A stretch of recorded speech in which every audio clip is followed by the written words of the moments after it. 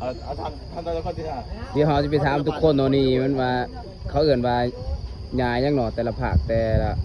แข็งหนอที่เราไปถามมึงหนอ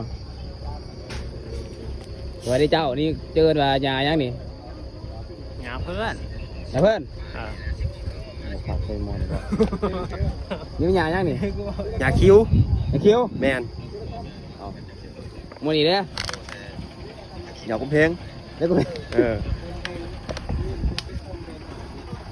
ว่าเจอยังนี่ เพื่อน หญ้าเพื่อนว่าเจอยังนี่ หาคิ้ว เขียวอ่ะเจอยังนี่ คำมันจะมาหาเพลงกันแล้ว เจอยังนี่ฮะใบยังนี่สุกรถสุกรถสุกรถแม่นต้น นี่ต้องมาเด็ดเลย อาเด็ดต้นยังนี่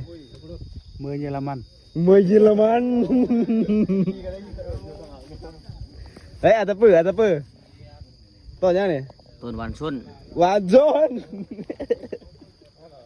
ได้มึงถามมันจะแล่นี่จะแล่นี่มันจะแล่ โอ้โห ใบทั้งนี่จะแล่ บ่นะบ่มีอารมณ์ ไม่รู้ถามขนาดแกงก่อนนี่มันต้นยังนี่ ต้นหามเลือด ต้นหามเลือด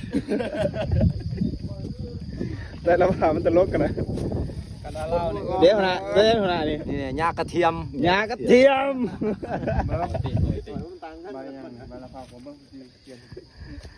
เจอยังนี่ต้นยังนี่ อันนี้กกบ่จะเอิญหญ้าติ เอาพอเด็ดมาเดี๋ยวก็จะหัวมันจะเอิ้นซื้อมันจะได้ซื้อมัน ซื้อมันหญ้าฮ้อ เหงา ต่างกันเนาะ ตาม อยู่ฟันบ่เจ้า ควงที่มันอยู่เสียงหัวพัน เจอนี่ยังนี่ต้นยังนี่ หาเพื่อน อย่าเฟิร์น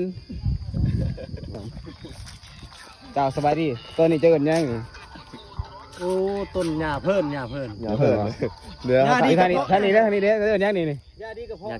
คิ้ว โอ้ยาเคียว ต่างกันเนาะแต่ละคนที่ เจ้าสบายดีเจอยังนี่เนาะเจอหญ้ายังนี่จับติ หญ้าเพื่อน หญ้าเฟิร์น เพื่อนไปเลย นี่เจอยังนี่